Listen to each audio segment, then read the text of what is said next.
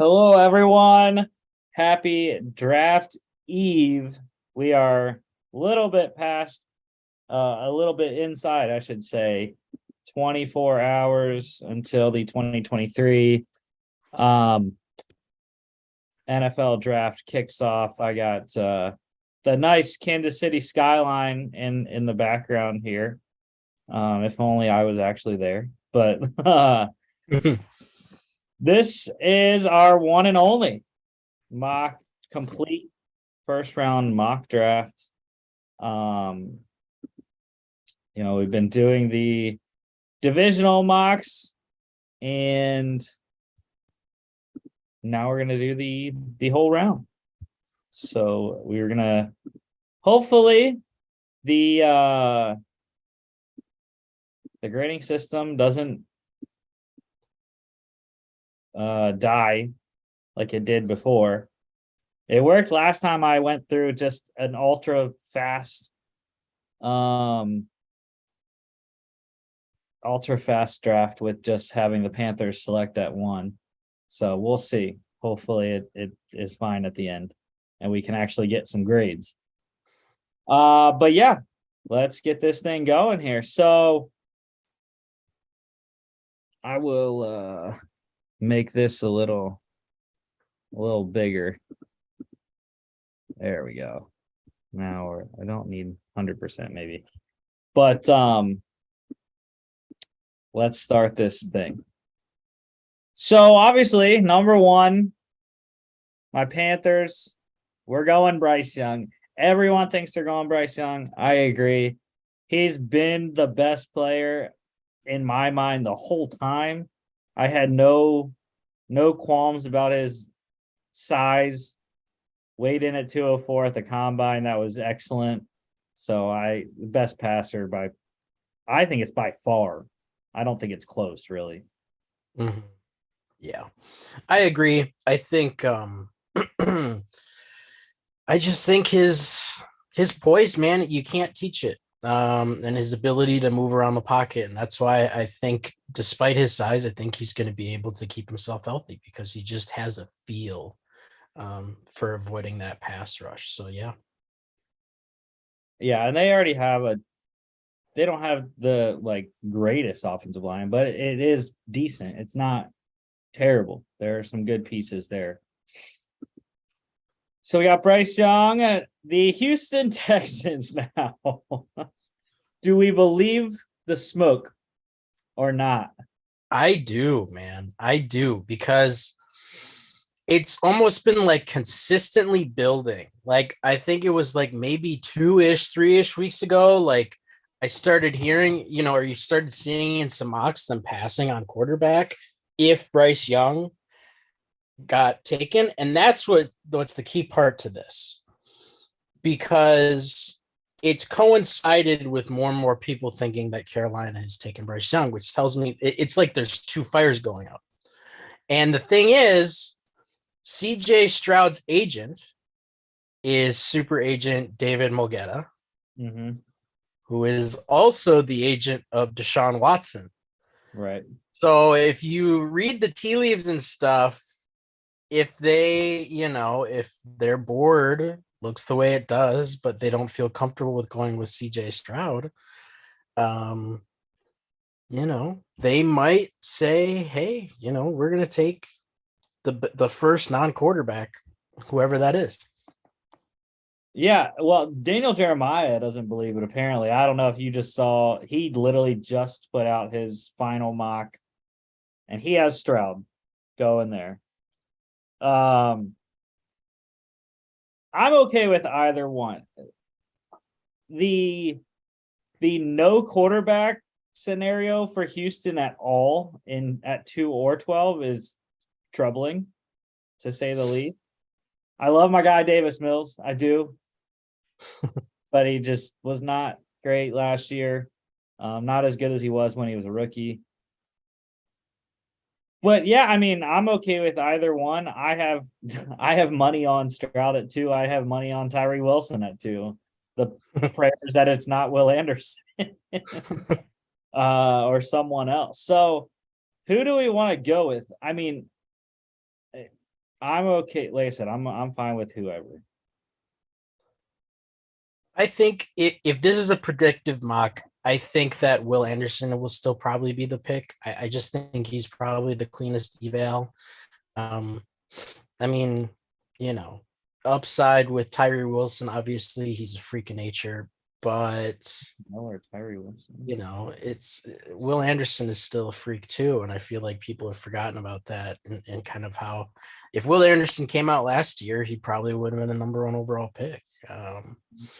So yeah, All right. I'm fine with that. I don't know why PFF has friggin' Tyree Wilson at 28, but do they really? yeah. So the Cardinals now. We're getting out, right? We're getting Hmm. somewhere. This is a dream come true for the Cardinals. Right. Um, so who? That is the question.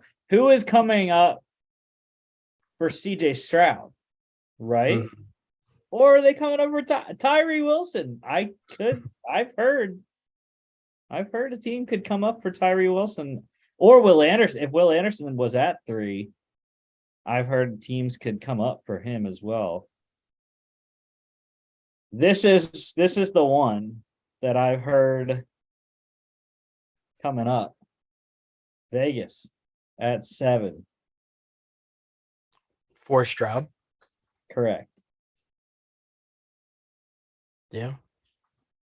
I mean, I would do that if I were them. I don't know what their plan is with Jimmy G. And maybe if they feel like they could sit at 7 and take somebody like Levis or Richardson. Um, but I mean, if this happened and you're in striking distance to go get Stroud, I would do it. Based off his contract, Jimmy G's contract is pretty much 1 year deal. And the injury issues are abound with him. So yeah, I mean, I think it's good. Stroud can sit for a year, or like I just mentioned, if Jimmy gets injured once again, there you go. He's playing. So we got 3 and 7. This trade is lopsided. Your team owner will veto it, bro. We are the team owner. Hmm. That's what I was saying in our mock draft yesterday. When we were trading the Steelers and the Bills were trading, right? And we were doing the AFC East and the AFC North. And they declined it. I'm like, how did they decline it when we're both teams? It doesn't make sense. So to go up 4 spots this high in the draft, what do you think it would take? I think 38. Do you think that would have to be on the table, right? Yeah. Yeah. Yeah. And I mean, it's hard to think about because it all depends on how many people they're getting calls from. Because I think in this scenario, the Colts would be calling, and who would sweeten the pot. So That's interesting that it says this trade will likely be accepted with getting 66 back. And 96? What? No way. All those picks. We can get all those picks back for Vegas for trading 38. I just don't think it would. I don't see an. They're saying, I think they're yeah, that's broken. yeah. Oh yeah, we can trade a 7th rounder. But yeah, I think it's got to be 38. But I do think with how high that is in the 2nd round, I do think we can get something back. And I think 105. I don't know if that's too much for the Cardinals or not. Let me see. I mean, that's right at the top of the 4th round. Let me see like what the trade charts like say.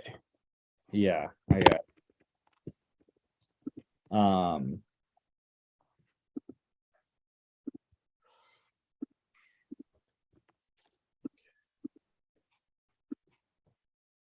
But yeah, I think 38.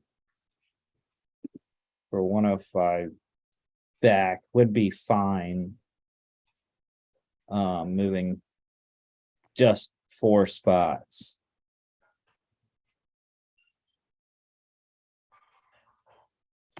So Arizona is valued at the third pick is valued at 2,200.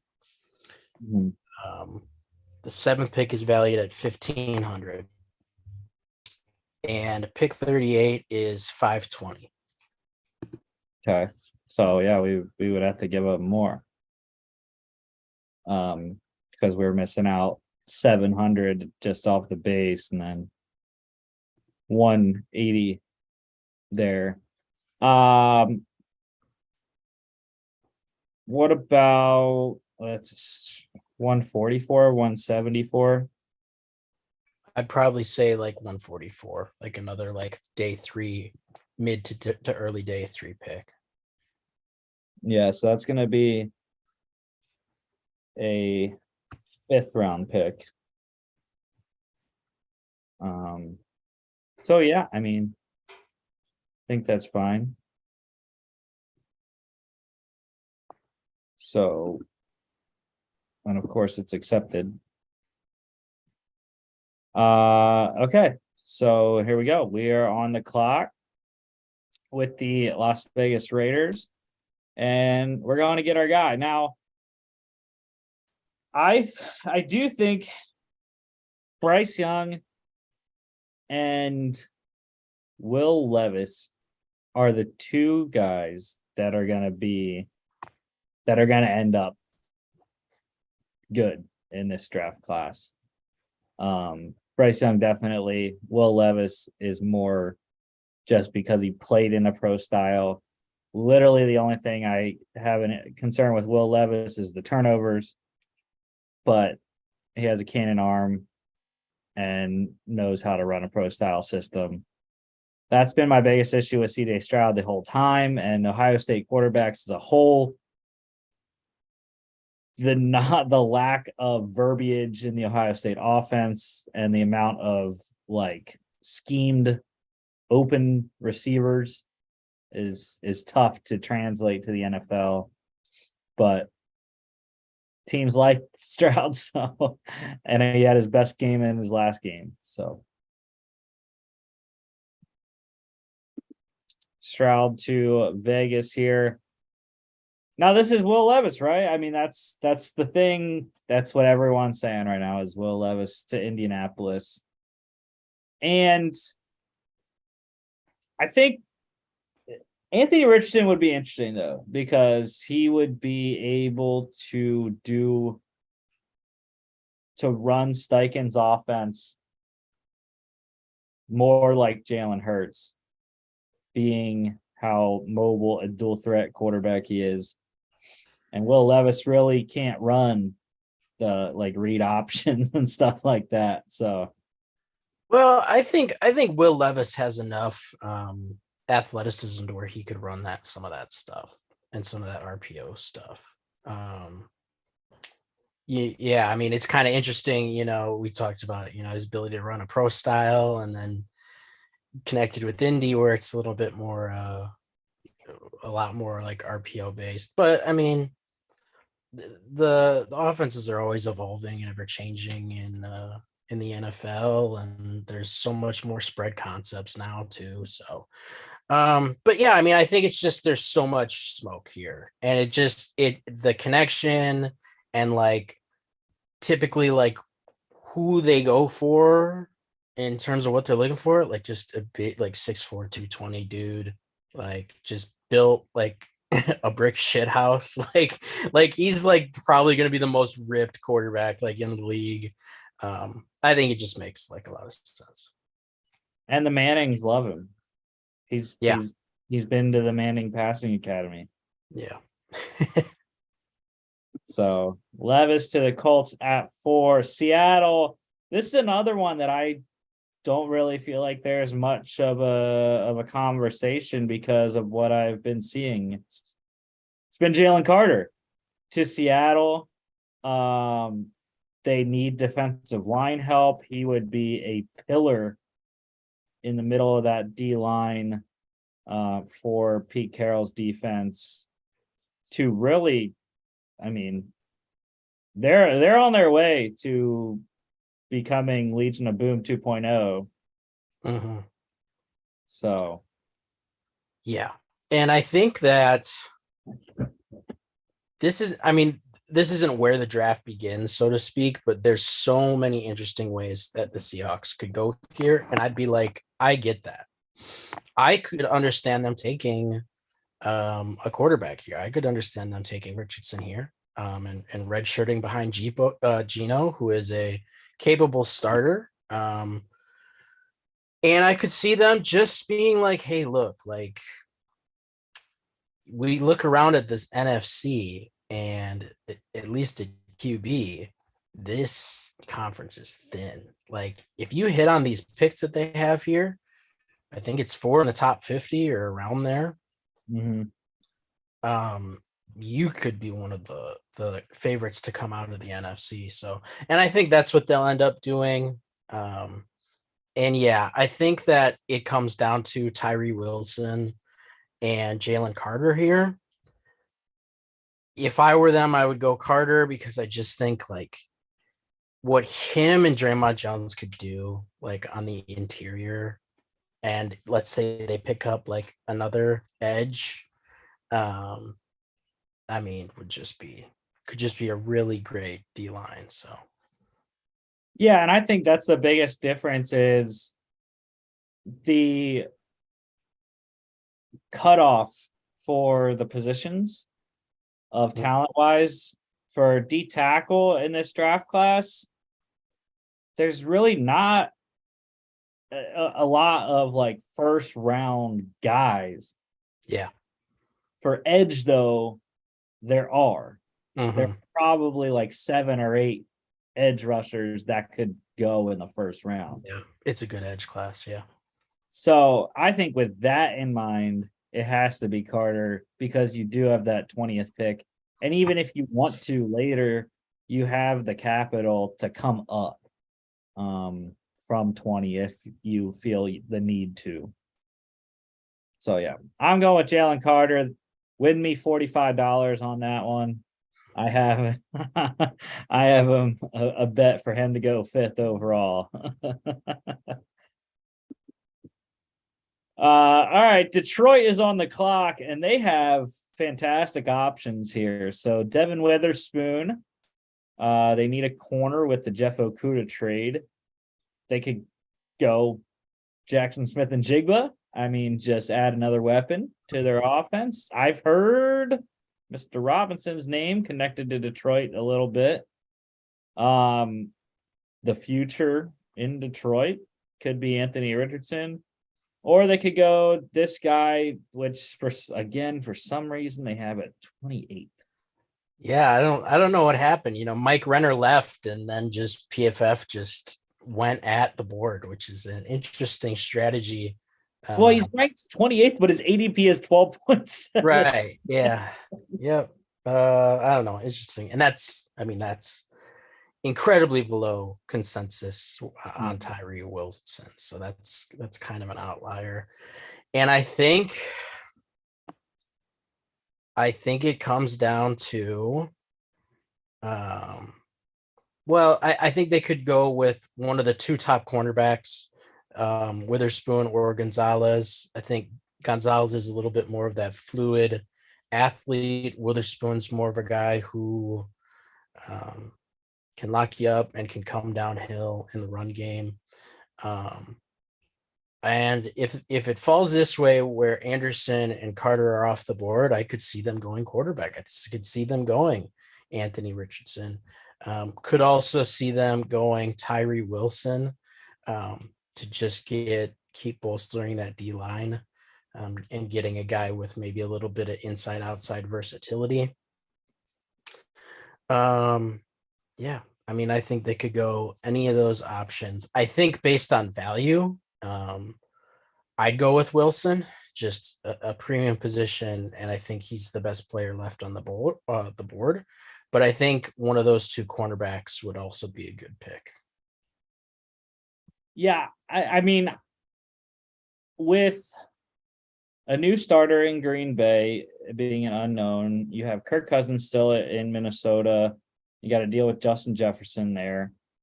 And then Chicago, there's really not a threat at wide receiver. So I think the edge rusher is the pick here, just based off what you're facing in your division.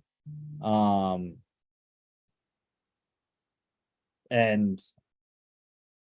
that there's really only one elite wide receiver you gotta deal with right now inside the division.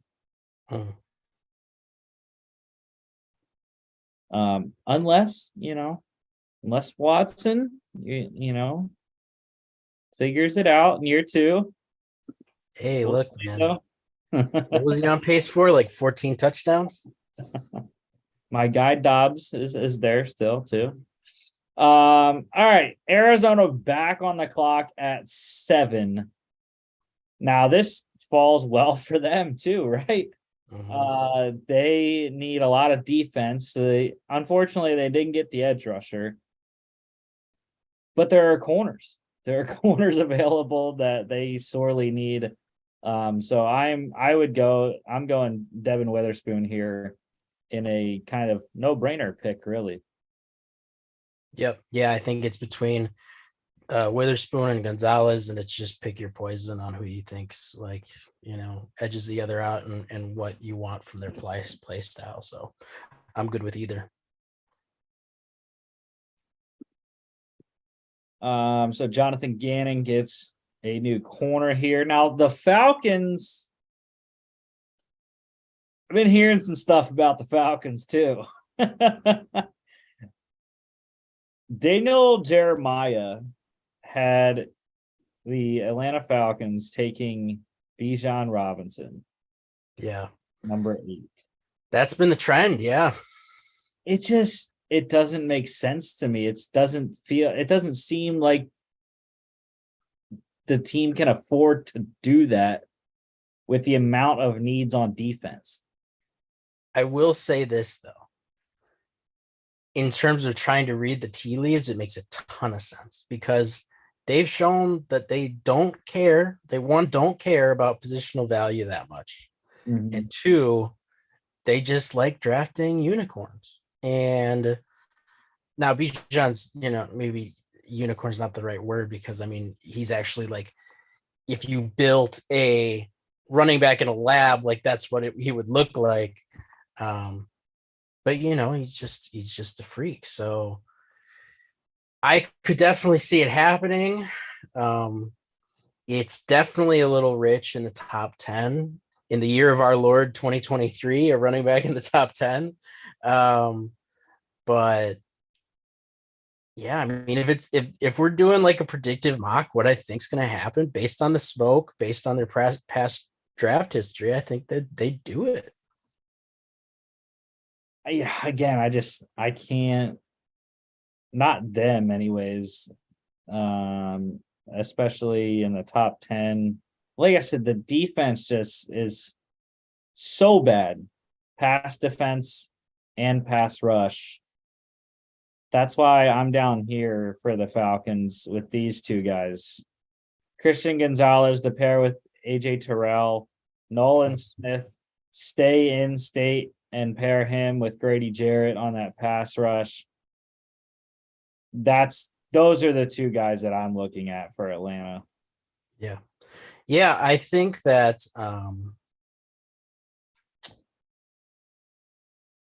in this scenario, I think I'd probably go Christian Gonzalez just because I love Nolan Smith and I think he's awesome. He's a freak of nature. I'd love for him to land in Green Bay because we need that speed rush, but he is a very big size outlier. So it's a little bit of a risk in the top 10. Christian Gonzalez, I think, is a little bit more of a clean eval in terms of kind of what you're getting from him. But I'd be good with either of those picks. Yeah, I'm gonna go. Again, just looking in their division, there's a lot more receivers to deal with. Olave, and who the hell knows what Michael Thomas even has left at this point. Yeah. But those two in New Orleans, especially Olave, and then Carolina, not really any elite receivers with DJ Moore out of the picture, but you still have to deal with Adam Thielen, who's a veteran, and whoever they draft, because they're going to draft at least one, I would think. And then, in Tampa, you got to deal with Mike Evans and Chris Godwin. So I think the corner is more important at this point, especially what I kind of mentioned earlier with the D tackle edge. It's kind of the same thing, corner edge, not as bad as the D tackle spot, but the corners definitely see a drop off after Gonzalez and Witherspoon. So I'm going to go with Christian Gonzalez for Atlanta at 8. Chicago at 9. You're the NFC North guy, so I'll let you go. Who you think your rivals are taking here? Well, here's what's interesting to me, and the way we've done this, and the dominoes that fall with the Texans passing on quarterback at 2. I'm looking at the Titans and the Texans, and I'm looking at Anthony Richardson being the only first round QB like on the board, unless one of them's really high on Hendon Hooker, but I don't think either of them will take him at 11 or 12. In Chicago, they need some O-line help, but all 3 tackles are still left on the board.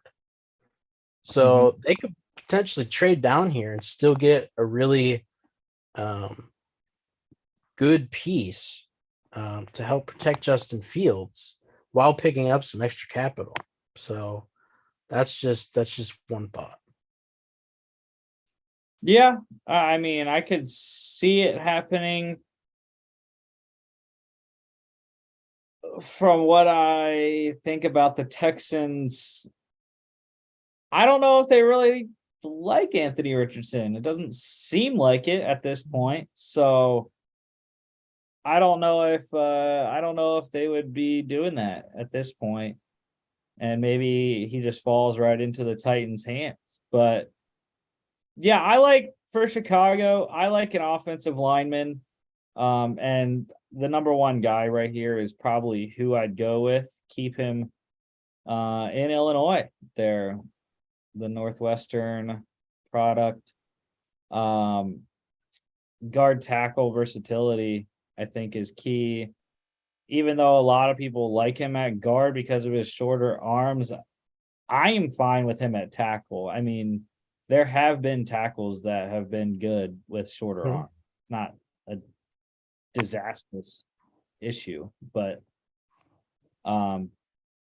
that's who I'd probably go with, is Skoronski at this point. Yeah, I feel good about that.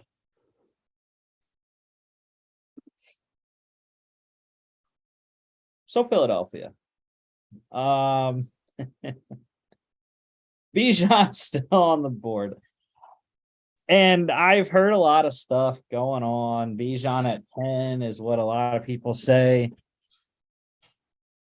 I don't think Howie will do it. I don't think he will. I think he wants out of 10, actually. There are a lot of stuff here. There's a lot of stuff for people to come up for. You got the first running back, the first wide receiver, the first tight end, and the fourth quarterback. So I think Howie's phone's going to be ringing off the hook if this goes down like this. So I think we're going to trade out. And if you want Mr. Richardson to go to Houston, that is who we will trade with. Yeah, I mean, it's kind of up to you. If you feel like from what you've seen, and I think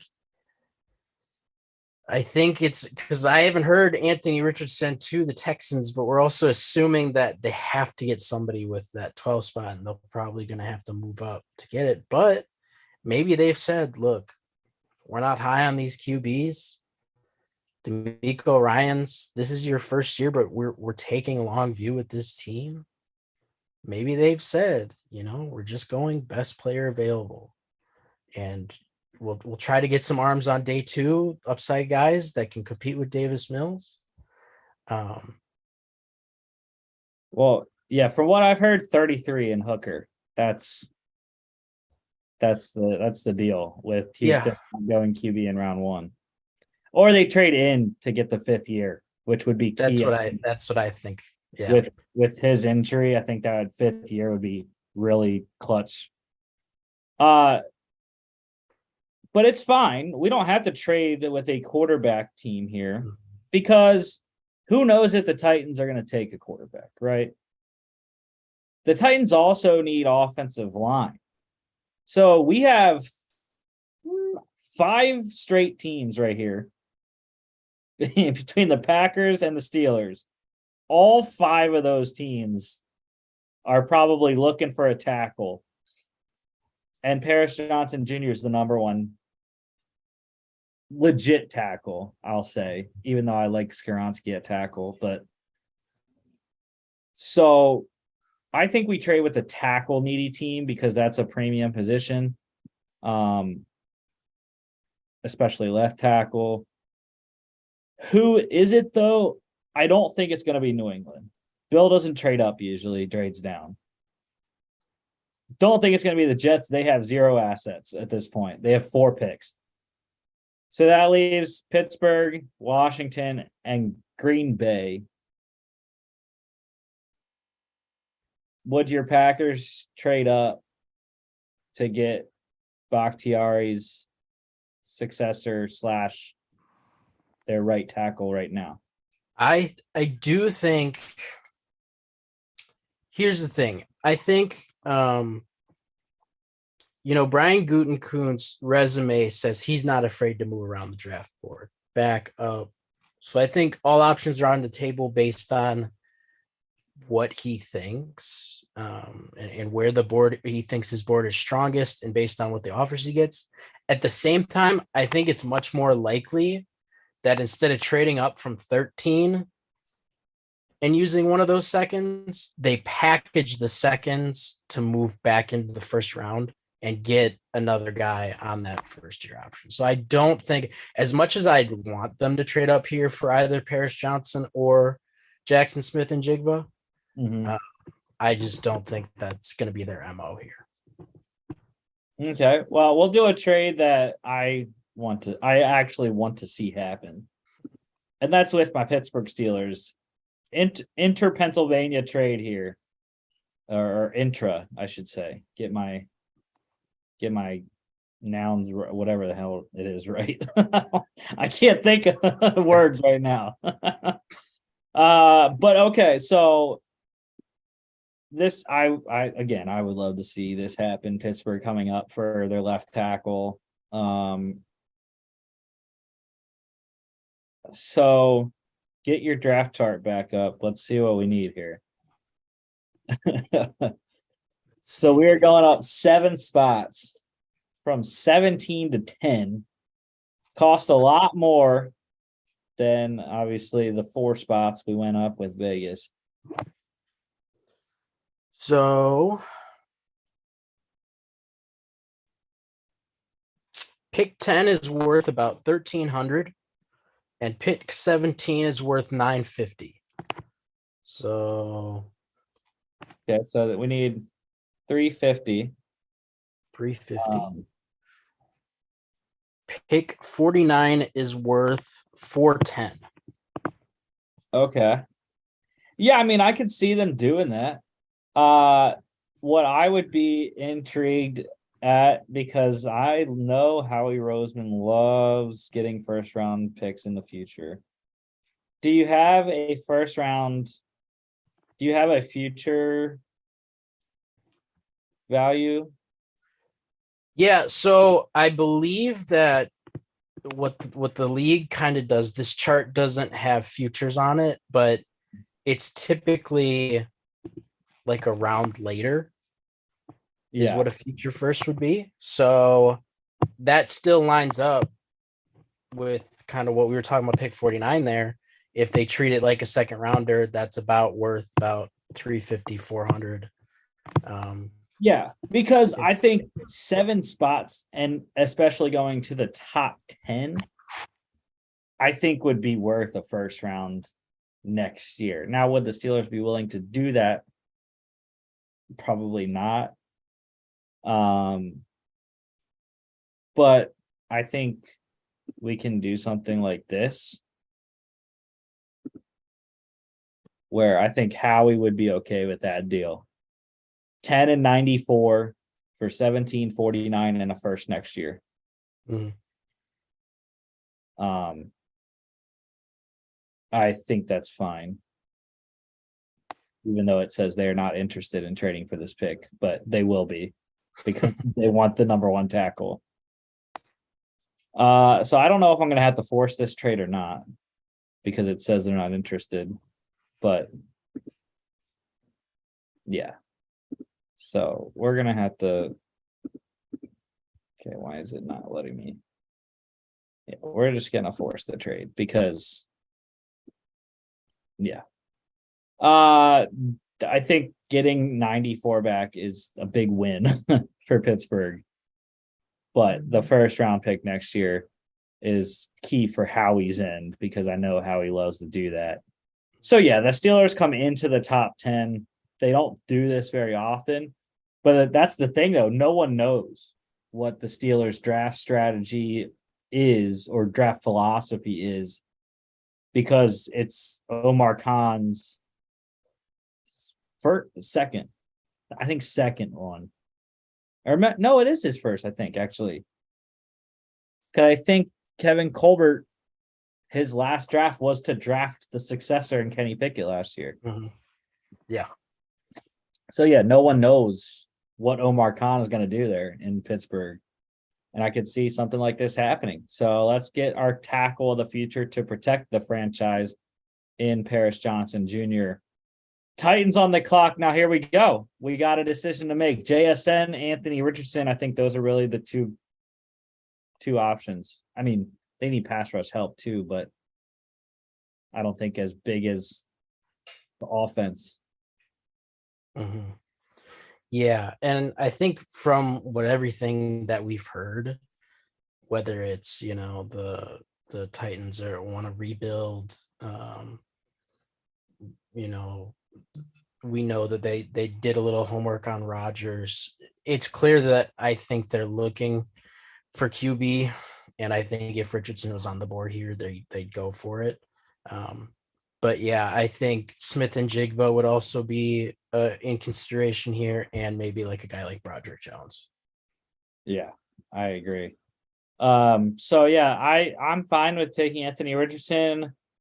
It's cringeworthy because they literally just used a 3rd rounder last year on And- Willis.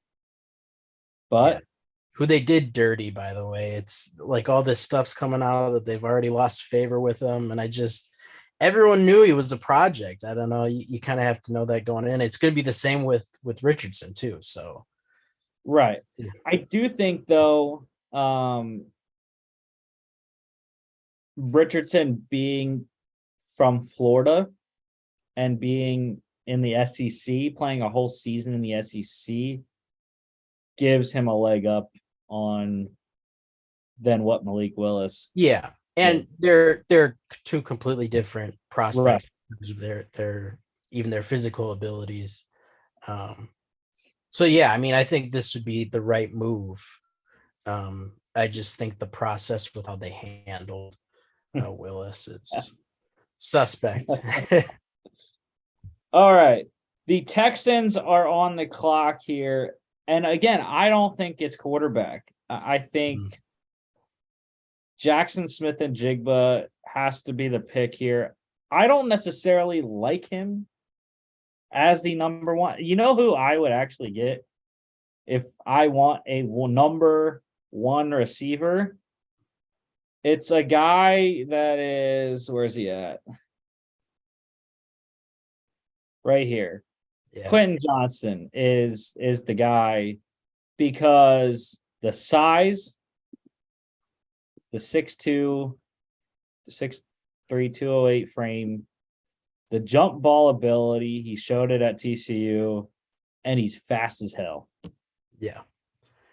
I mean, if I was making the pick, that's who I think Johnston's a freak of nature that people have just kind of started to overthink. I think he's going to be outstanding.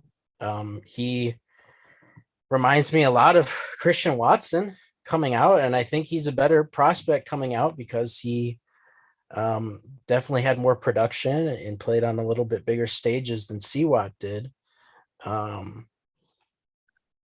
But for whatever reason, his stock has kind of fallen off, and it sounds like the league is a little lower on him than the rest of everybody else. So I think with that in mind, it's probably Smith and Jigba here. And I think that if they passed on quarterback and we're not able to get a guy at the top of the first, I think they'd almost have to make this make a selection like this to make sure that offense is looking all right and to kind of help cool the fan base a little bit. But yeah, I mean, it's not terrible, especially when you consider that you're potentially getting the two number one guys at their position in Will Anderson and Jackson Smith and Jigba. So yeah, and I think it would fill out the wide receiver room nicely in Houston with what they have right now, with Robert Woods, and then the hope is that John Mechie comes back, and then he would probably have to be the speedster. I don't remember how fast Mechie was at the 40 last year, but JSN by no. I mean, he's decent fast for a wide receiver, but he's not like, he's not like Quentin Johnston. He's not like the Trey Palmers, those kind of guys. He's what does that say? It's like slow is smooth, smooth is fast, right? Like Jackson Smith and Jigba he's a fluid, smooth route runner. Yeah. So yeah, I mean, I'm fine with JSN to the Texans. It does have that feel like that is a good match here. So your Packers on the clock here. Who you want? So there's a lot of ways to go about this.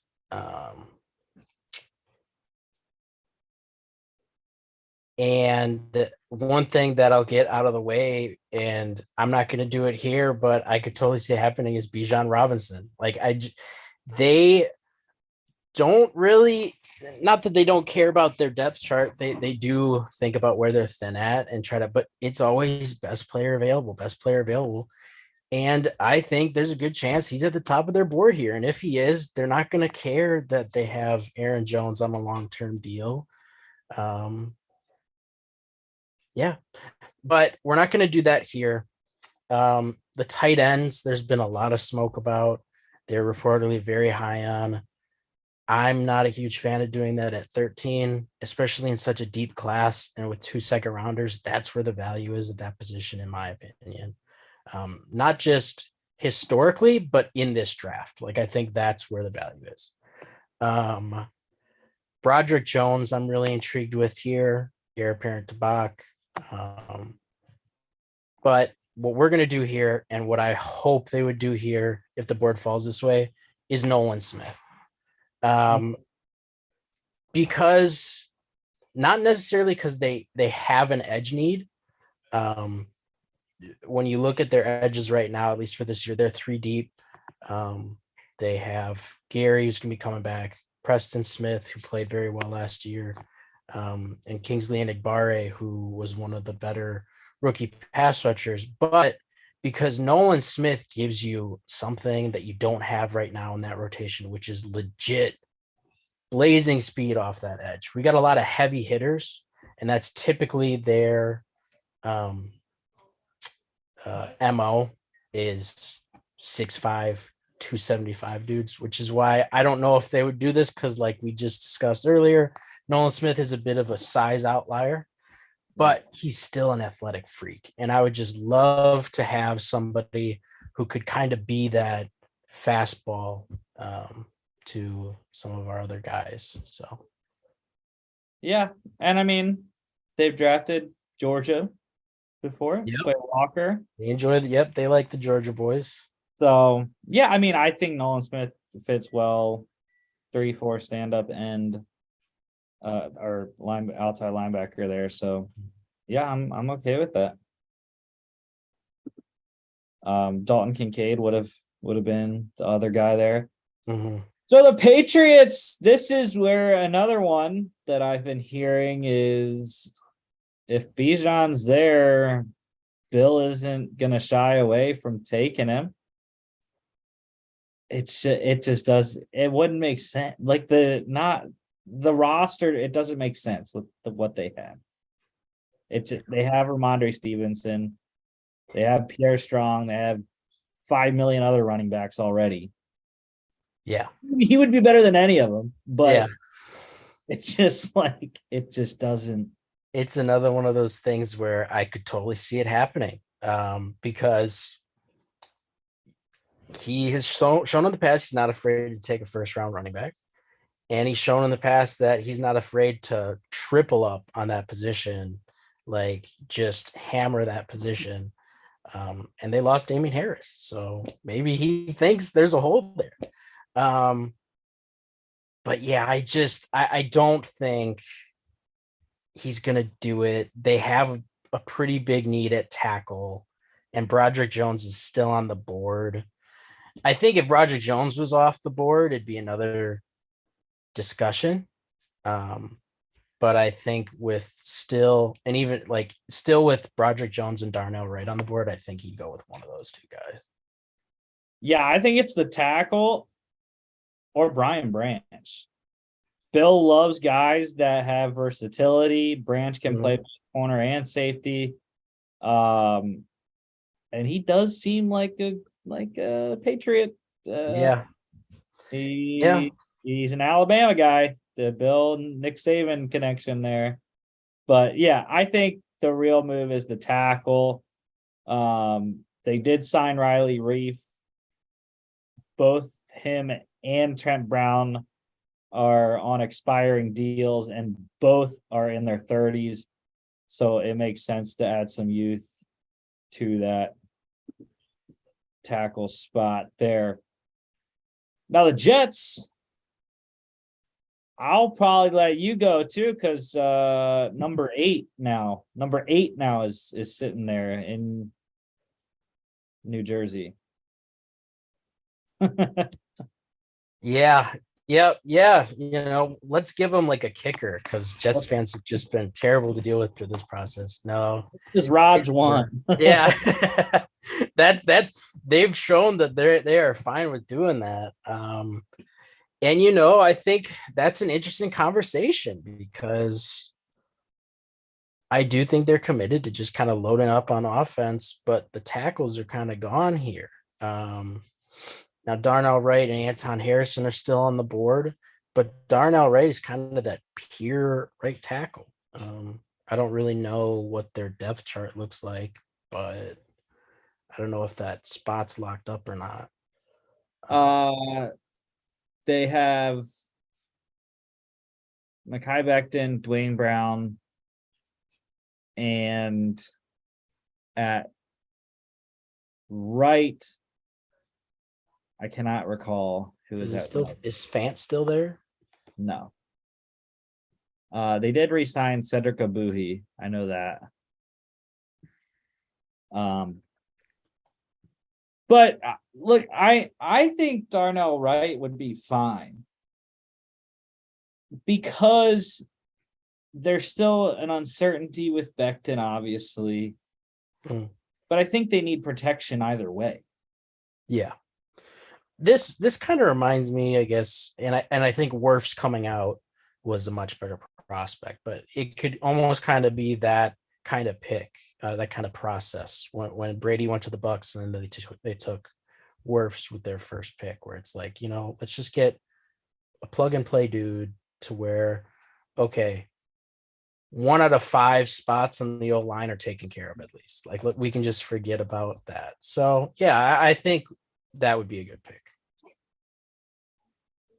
Yeah, because I mean the other options that I could see with the Jets, tight end. Now, my guy Chris Cherry yesterday, he was like, "We're good on tight end." Our Jets fan, he said, "We're fine. We're good at tight end. We have Uzama and I forget what the other guy is. Ruckert. What Ruckert, right? They drafted last year. they have him, but they got that other Oh, dude. Conklin. Yeah, Taylor Conklin, yeah. I'm like, yeah, but are you really good at tight end? um, but other than that, the edge rush would make a lot of sense. Miles Murphy sitting there, Yeah. or the wide. I mean, if they added Addison to Wilson and Lazard, that would be very nice as well. But yeah, I think Darnell Wright makes sense here. So Washington is sitting there and they're like, crap, man, they took our pick. He's like, there, uh, who is Martin Mayhew, right? In Washington, I believe. Yeah, I think so. He's sitting there like Jeff Carson in draft day with the Jags. He's like, they took my pick. And that was my backup. So Washington. Now here is a Bijan spot. I would absolutely hate for this to happen being in division. The Robinson and Robinson backfield would be fire. I will say that. I don't think that's where they're going to go. I believe it's going to be more likely that they go secondary. Brian Branch, Deontay Banks, Joey Porter Jr. That's where my head is leaning. A little too early for Anton Harrison in my book. Yeah. I think another position to think about too here with the news coming down today is edge. Honestly, I think Miles Murphy would be an interesting landing spot because I've thought about this through the draft process. Where they got a lot of money tied up in their D tackles. Mm-hmm. You can only allocate so many resources. So yeah. But I do think secondary probably is the bigger immediate need, whether that's one of the corners or Brian Branch. Yeah, so I mean, which one do you think? I'm trying to think of what like Ron would want on his defense. And really, as much as I hate it, it's Joey Porter Jr. I think feels like a Ron Rivera guy. Lanky is kind of a bully on the edge, really, with the amount of pass breakups and press man that he can run. Even though I think Ron runs a lot of zone, because that's what he was successful with in Carolina with Josh Norman and them. So, but the Josh Norman thing, that's why Joey Porter makes sense. Josh Norman, massive corner as well. So I think that's where I'm leaning is Joey Porter Jr. Yeah, I like that. So finally back on the clock with Philly. And this is where I would do it. I feel okay at 17. It's a running back, and that's tough to do in the first round. But at 17, it's a steal. And it would make the offense just lights out. The only issue I have with Bijan is the fit with him and Penny together. Because they're both kind of that pounder inside the tackles, but Bijan can obviously catch the ball as well. That's why with Philly, I was leaning more for running back wise in the first, I was leaning more toward Gibbs, because he's a smaller kind of guy. But I think Howie would take Bijan in a heartbeat at 17. Yeah. And I think that's a good pick. And I think I think some really good things that I've seen. What kind of gets lost in all the, the don't take a running back in round one talk is that, like, look, like, you get a guy like Robinson, you get him for 5 years, all in his prime. Mm-hmm. You don't have to pay a running back. Right. Um, And they and don't. They didn't pay Miles. right, yeah, and I think I saw somebody tweeted out. I think it was like a former exec or something. Somebody was like, and he was like, look, those like 3 years where like Todd Gurley was like running the NFC and was like dragging the Rams offense, like nobody was saying like, man, they shouldn't have used that first round on him. So yeah, I mean, I do think it's a no-brainer. All right, so we're back on the clock with Detroit. And what do we have? What did we get with Detroit? So we got Tyree Wilson. Now it worked out well for us for Detroit because we have a corner. Deontay Banks is available. So I think that's the pick. Yeah, Or a that's tight what I would end. do. The tight end though, the tight end makes sense too. They don't have a starter, a quality starter, anyways. Yeah, I mean, I'd still go Banks here probably. Like I think they have 2 seconds that they could probably get a tight end on. And I think that after the Hawkinson thing, they might have soured a little bit on a round one tight end. Um, Another name that I would think about here though is Quentin Johnston. They lost DJ Chark to free agency. Jameson Williamson is going to be out for 6 games.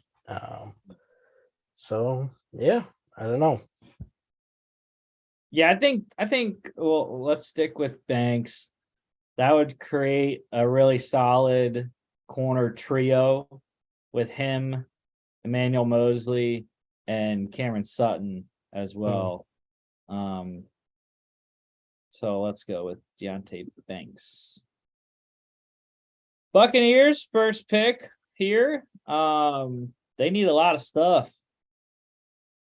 And I don't agree with this that says they need a tight end. I highly believe in Kate Otten. I liked him last year. Going into year 2 now, he should be a focal point in the middle of the field for them. Um, but the Bucks need a lot of other stuff though. And I don't know. I mean, take your pick really of the defensive players. The Yeah. tackle makes sense too, I think. Yeah. I think that, we've talked about it before. The Buccaneers are a super interesting team, kind of because they still have talent all over this roster, but you just know they're going to be in a rebuild with what their quarterback situation is. I think that this is where we could maybe start to see the first guard come off the board. Mhm. And I think the league values that kind of position more than maybe sometimes gets brought up in the media, where it's so tackle heavy. But I think a lot of teams are okay with taking someone like that. But I think that potentially it's strength on strength here. And I think that they'd go Brian Branch here to kind of, I think he'd be a good complement to, who's their other safety that I can't think of? Antoine Brooks. Yes. Yes. And they solidified their 2 corner spots. They were able to re-sign their guys. So yeah. Yeah, I'm fine with Branch. I think Bowles would like his versatility there. Like I mentioned, I would consider Harrison as well. They need a left tackle with Donovan Smith being released. So I think that could be in play a lot there as well. But yeah, I'm fine with going Brian Branch, helping that defense out. That's how they're going to win this year. Seahawks. Now I heard this today. Someone said they wouldn't be surprised if the Seahawks went tight end because it does make sense. They really haven't got a lot of production at that position really since Greg Olson, I think. Um, and also Colby Parkinson and Noah Fant both on expiring deals this year. It would make sense. Give Gino a third option in the passing game, take some pressure off of DK and Tyler Lockett there in the middle of the field with Kincaid or even Michael Mayer as well. I think Mayer would be probably the more Pete Carroll kind of guy, but that and who did we get earlier? Jalen Carter. Miles Murphy is sitting right there. They need an edge. Yeah, I mean, you could potentially have a pretty stout D line if you went that way. Um, I could see the tight end. I could see wide receiver. Tyler Lockett's getting up there in age. Um, so yeah, I mean, I don't know. I have heard the tight end thing too. So that's potentially maybe where you want to go. And I think that I think Mayer makes a lot of sense as kind of that inline guy who can block and catch for you. Fant coming out was much more of a catch only kind of guy. So maybe they want somebody who can kind of help out in the run game for Kenneth Walker. So yeah. Yeah, and Parkinson is a block only tight end. Yeah. One other guy, I think Emmanuel Forbes would be interesting. They are kind of looking for help at the other side, opposite of Tariq Woolen. Even they do have Kobe Bryant, who played well last year. Kind of getting a third corner there. So we ended up on Mayer, right? Mm-hmm. All right. Okay, LA Chargers here. This is Dalton Kincaid for me. I mean, to help Mike Williams and Keenan Allen, Justin Herbert hasn't really had a solid tight end since Hunter Henry his rookie year. I think it makes a lot of sense. Jordan Addison would also be.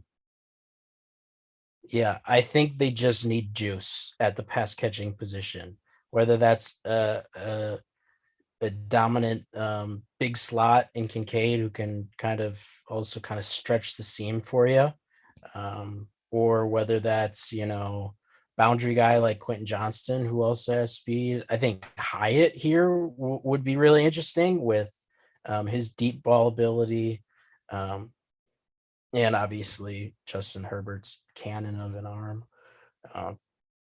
So yeah, I mean, I think either Kincaid or Johnston here would be a good pick. Yeah, I'm gonna go Kincaid.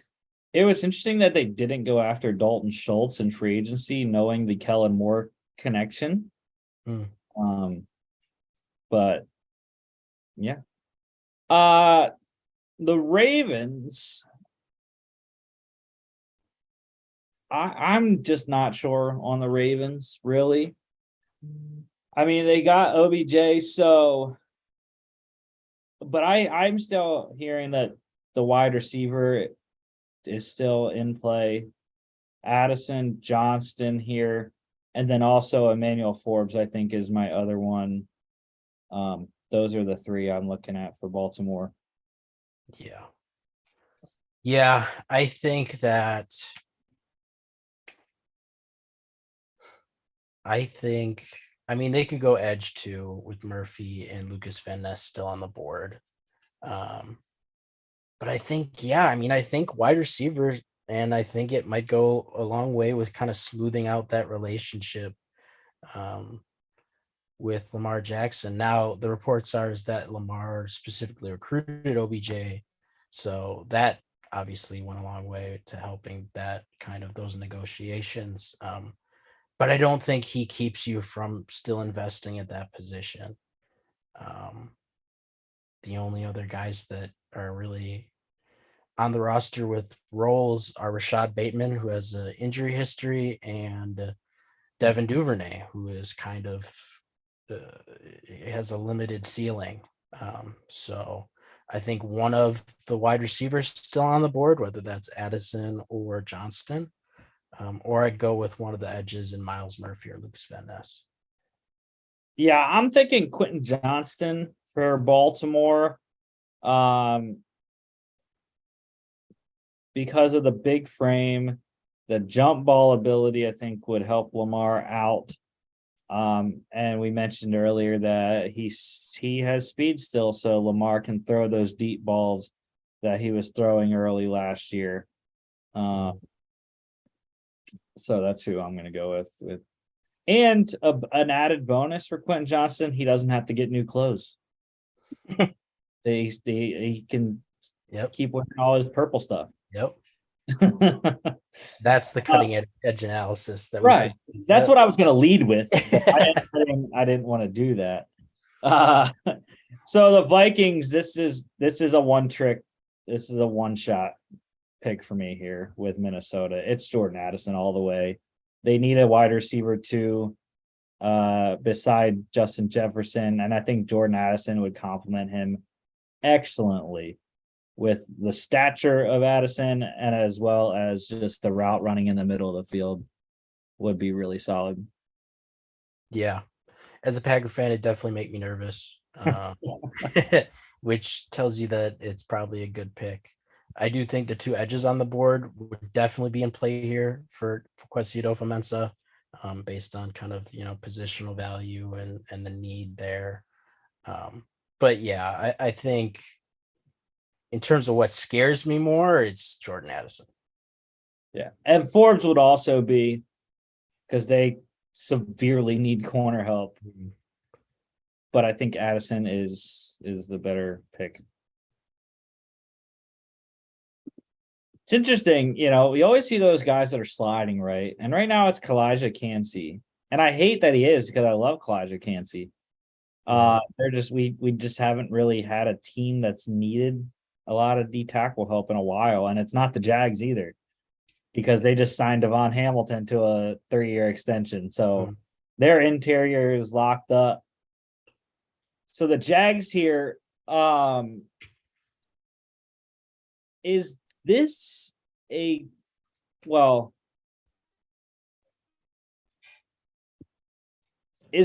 potential? I don't know if a team would trade up for Kalijah Kancey, but it seems like this would be a spot that it'd be possible anyways. Who does the simulator have trying to trade up? Because maybe that it's a team that would make sense. Buffalo. They don't know who Buffalo would be trading up for. Maybe Harrison. Yeah. Maybe that's a big maybe, but yeah, I mean, I guess we'll stick with Jacksonville, and we can just go tackle, right? Because we lost Jawan Taylor, and we need extra tackle here. So, Who is their? Why can I not remember who their left tackle is? Walker Little. Is that really? Yeah, I think so. They had Jawan Taylor at the right. So I mean that's fine. We'll slide Anton Harrison to the left, kick Walker back to the right side. Because I like Anton Harrison at left tackle. So protect the franchise in Mr. Lawrence. Yep. Look at all these edge rushers, dude. We got a lot coming. And I mean, the teams at the end of the first need them. Mm-hmm. One of those teams is not the Giants. Well, they kind of do, but the Giants sucks to suck, man. There's not really receivers. This is your guy right here. But it just, the Zay Flowers to New York thing just baffles me. I don't understand. He's the same guy as all the other guys they have.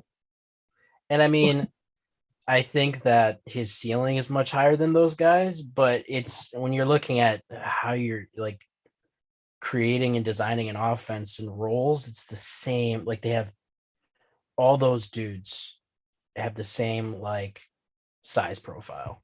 Yeah. So yeah, I don't think it makes too much sense. I mean, maybe Hyatt here if we buy Hyatt round one hype because he is 6 foot at least.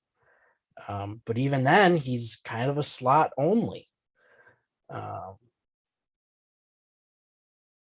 so yeah, I don't know. I mean, this would be difficult here. There now, I have heard, and it says center is a need. I have heard that this could be John Michael Schmitz, and we talked earlier. Interior O line, I think, is a position that the league values higher than maybe the media does.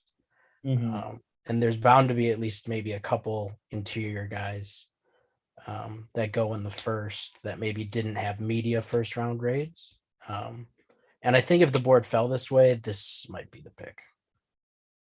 Yeah, I think so as well.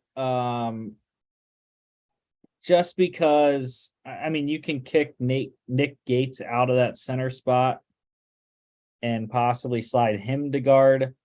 I haven't heard of Michael Schmitz being able to play guard. I haven't heard of his versatility like that. The only issues that I had with him was weight fluctuation. So he like showed up and he like played at 320, I believe, during the season. Showed up at the combine at like 3 I forget what the number was. It was like 314 maybe or 304 or something. I don't know. But he showed up lighter than what he played at.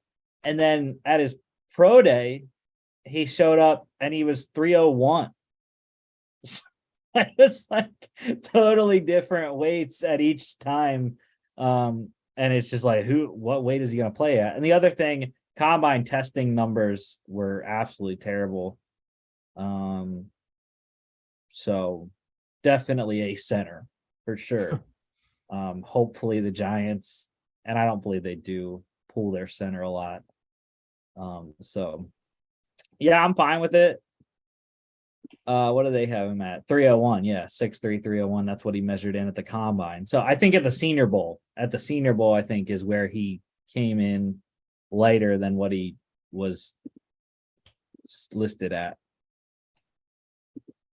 But yeah, I'm fine with again, the Giants. I'm just like, I have no clue with what the board has right here. It's just it doesn't have a lot of fits in my mind. But yeah, Schmitz is fine. The Cowboys now. This is a team that I think Zay Flowers could work with, though, right? Because CD, I don't know how tall CD is. I know Gallup is big. Gallup's like 6'2". I don't know how tall CD Lamb is. He's Yeah. not as short as Zay Flowers. I know that. I think with how this board is and the fact that they were able to acquire Cooks, I'd lean D line here over Flowers. Whether that's Cansey, Van Ness, or Miles Murphy, I think that they need some guys to give Parsons some help. Mhm. So I think that could be in play here. I'd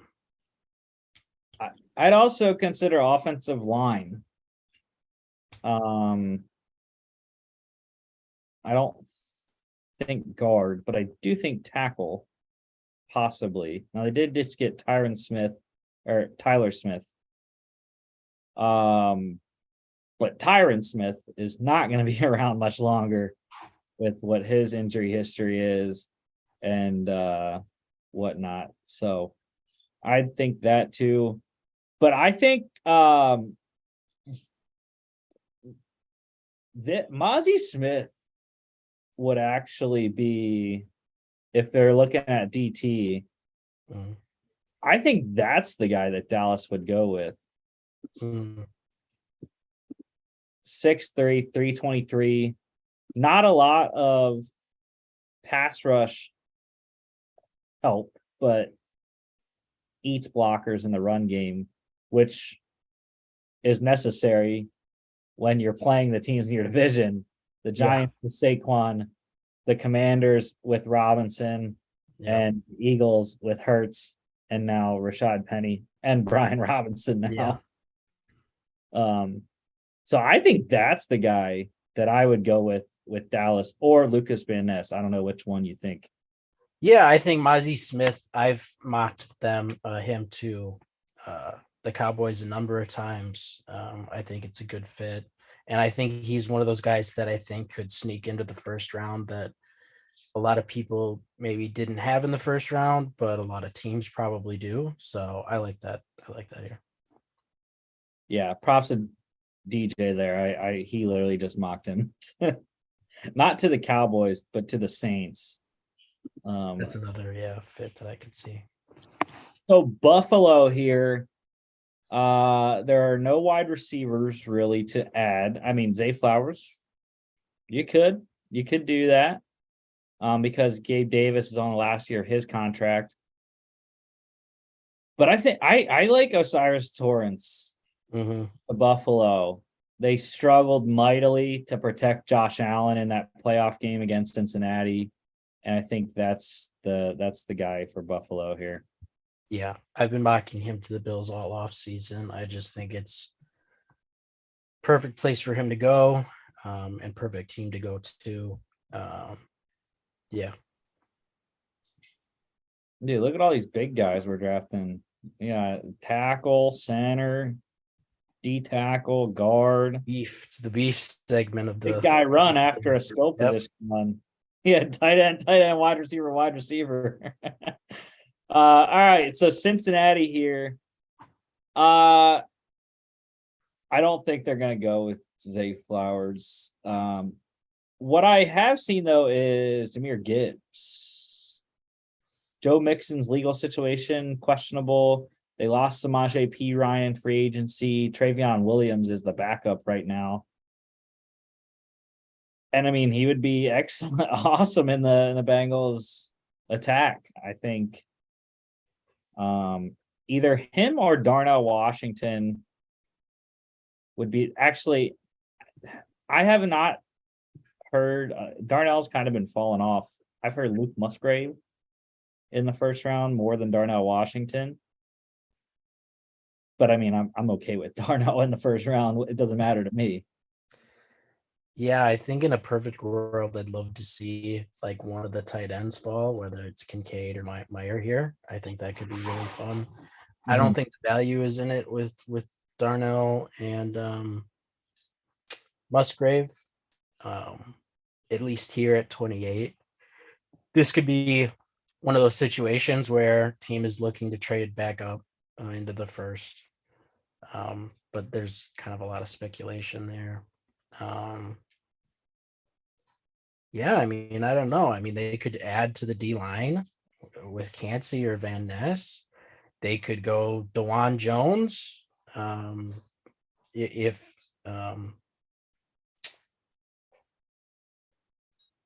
I can't, their right tackle that they signed, who was awesome in Dallas but had a terrible year last year, La'el Collins, right?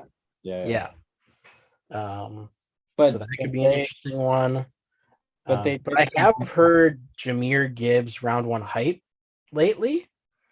And like you said, I think this is potentially where he'd go. And I think they're going to take a running back at least within the first 2 days because of the Joe Mixon situation. So, and yeah, I think he fits also in their system. He's a slasher kind of guy, jump cuts a lot, and is fantastic at catching the ball out of the backfield. Saints. This has set up well. I mean, I would love the Eagles to be able to get Kalijah Cansey. But he's sitting right there. Now, the only thing is, though, is this the kind of guy that Dennis Allen likes at D tackle? And maybe not. The guy that I loved for New Orleans was Brian Breesy. At 29. I think it has to be a D tackle. I think regardless of who it is, it has to be a D tackle, 6'5", 298, massive frame. And it's just the opposite with Cansey. Right. 6'1", 281. They have him at. So I just think Breesy is more of the kind of Saints D tackle there. Yeah. Yeah. And I mean, it's the difference between, you know, are you okay with your round one guy having a very specific role? And for Cansey, that is, you can't put him at like 1 to 2 tech or whatever, you know, he has to be either a penetrating 3 tech or like straight up like 5. Or do you need a guy who you want to be able to put at the 1 in Breesy? Yeah, I mean, I don't know. I'm cool with you going with either of those guys here, though, because I think you can make the case with either. Yeah, they literally have 0 defensive tackles. Yeah. They lost. I mean, I can't believe that they lost 4 in free agency. That's just ridiculous. Like you literally couldn't sign one. But yeah, Really. I like Breesy. I like Breesy for New Orleans, and that's not just because I like Cansey for Philly, and that's where I'm going right now. Because unlike New Orleans, Philly does have D tackles on their roster right now. Fletcher Cox probably going to be his last year, re-signed to a 1-year contract. And then we have Jordan Davis heading into year 2, who was fantastic until he got injured. And then we really didn't notice him most of the rest of the year because of Javon Hargrave and Fletcher Cox stepping up more and whatnot. So I like Cansey, though, because we have the big dude already there. We have Jordan Davis to play nose 1-2 tech. And you can sit Cansey on the other side of the center there and put him at that 3 tech spot. Just head across the state. Takes about 5 hours, 6 depending on how fast you're going. But yeah. And the penultimate pick here, I want to trade. I would like to trade, sir. And we're going to do what I mentioned earlier. The Houston Texans coming up, just 2 selections. What it would cost to go up 2 selections, 161 is what I'm looking at. Maybe that's not enough, but I don't know. Let's see.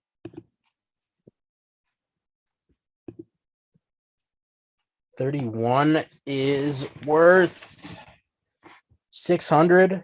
33 is worth 580. So it's a 20 trade-off. And that's 161 is about that. Yeah. So look at that. There we go. And we're gonna have to force it because apparently the Chiefs don't want to trade this pick. Who knows? I mean, it's just 2 spots. Like, yeah. If you're and I think in this scenario they would, because I would go edge rusher here if I was them. And there are 2 guys on the board. There's 5 million edge rushers available right now. Yeah, I mean, if your guy's available at 31, like there's a high likelihood that he's going to be available at 33 with only 1 team in between. So, yeah, we're gonna do this, and the Texans are gonna come up, and they're gonna get a guy. Who knows if he's the guy? I don't know. We won't see him this year. We might not. see him this year. Who knows if he'll be able to come back late in the season, get some starts. A la Patrick Mahomes, by the way. Not saying that he's Patrick Mahomes, but he played in a system like Patrick Mahomes did at Texas Tech, air raid. I think, yeah. I mean, this makes too much sense to not take a shot like this and get the 5th-year option. It makes a lot of sense. And with the amount of steam I've been hearing behind Hooker, it's a steal at 31. So here we go. They're not going to give us 32 grades. At least I hope not. We'll be scrolling for days. So we don't get a grade. So that grading thing doesn't even matter. But I will zoom back out so we can get the whole first round on here on one screen. There we go. So this is our first round here. Bryce Young at 1, Will Anderson at 2, CJ Stroud to the Raiders at 3, trading up. Will Levis to the Colts at 4, Jalen Carter to the Seahawks at 5, Tyree Wilson to the Lions at 6, Devin Witherspoon to the Cardinals at 7, Christian Gonzalez for the Falcons at 8, Peter Skoronski for the Bears at 9, Paris Johnson Jr., Steelers trading up to get him at number 10, Anthony Richardson to the Titans at 11, Jackson Smith and Jigba for the Texans at 12, Nolan Smith for the Packers at 13, Broderick Jones for the Patriots at 14, Darnell Wright to the Jets at 15, Joey Porter Jr. to the Commanders at 16, Bijan Robinson for the Philadelphia Eagles at 17, Lions taking Deonte Banks at 18, Brian Branch for the Bucks at 19, Michael Mayer for the Seahawks at 20, Dalton Kincaid, back-to-back tight ends there for the Chargers at 21, Quentin Johnston for the Ravens at 22, Jordan Addison to the Vikings at 23, Anton Harrison for the Jags at 24, John Michael Schmitz for the Giants at 25, Mozzie Smith for the Cowboys at 26, Osiris Torrance goes to the Bills at 27, Jahmyr Gibbs to the Bengals at 28, Brian Breesy for the Saints at 29, Kalijah Cansey for the Eagles at 30, and Hendon Hooker to the Texans, who end up with 3 first-round picks at 31. What do you think? I think we got them all right. We don't even need to tune in tomorrow. We can just...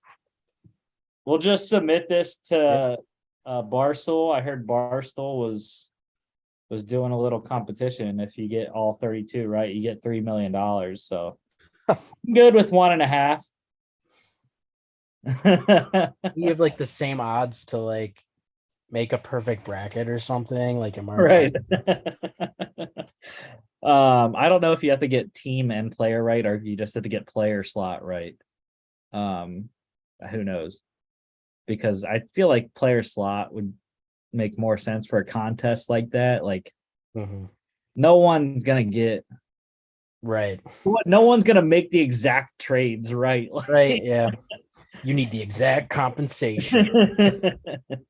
But who was your favorite team fit here for what we did? Yeah, I mean, I really love the team fit for Jalen Carter. Like I said, I think that getting in Seattle, really great environment, and just what he'd be able to do with Draymond Jones. Love the Paris Johnson team fit. Love the process for the Cardinals, being able to trade down and still taking the first cornerback off the board. I mean, really, I like a lot of these fits. I mean, I love Bijan in Philly is like, it's like the Madden. It's like putting a Madden team together. Like putting Bijan behind that old line is just should be like, you know, like impossible to do. Like the commissioner's going to have to step in. But yeah, I mean, I think that there's a lot of good team fits here. Well, and he did say, he got asked what quarterback would he want to play with. And he did say Jalen Hurts. So But yeah, I like my three teams. Obviously Bryce Young, number one, fantastic. Paris Johnson Jr., I think, is a home run for the Steelers, even having to trade up to get him. I think that's what they're going to have to do. It's unless you're okay with getting a Broderick Jones or a Darnell Wright, I think you have to go up to get Paris Johnson. And then obviously, like you mentioned, Bijan, love Kalijah Cansey for the Eagles at 30. That's a fantastic one. And then the only other ones that I really think are perfect fits are Jordan Addison to the Vikings. I think that is meshes well. And then O'Cyrus Torrence to the Bills, Brian Breesy to the Saints. I think all three of those are perfect fits there. And yeah, I mean, I didn't really talk about much of the first half, but a lot of the late picks I really liked for the playoff teams there. So that is the first round, y'all. Book it. They're all right. You don't even have to watch the draft tomorrow night. You know, we have them all right. But if you do watch the draft, if you do watch the draft tomorrow night, we will be here. We will be live broadcasting not right at the start of the draft. We'll be broadcasting a little bit before that. I believe we're going to try to start at 7:45 Eastern. Draft starts at 8. So that is when you need to tune in to our YouTube channel, just like you are right here. And thanks, Logan. It was a good time. Happy draft eve. Draft eve, yeah. One sleep away. And we're about almost 23 hours or 24, 22. I need to get my math right. 22 hours away from draft night. So exciting. Again, don't forget to follow us on all our social medias. I'm not going to rattle them off like I do the normal show. Y'all know I posted a lot of stuff today on there, so hopefully everyone saw that. But thanks again, Logan, and we'll see you back on draft night. See you.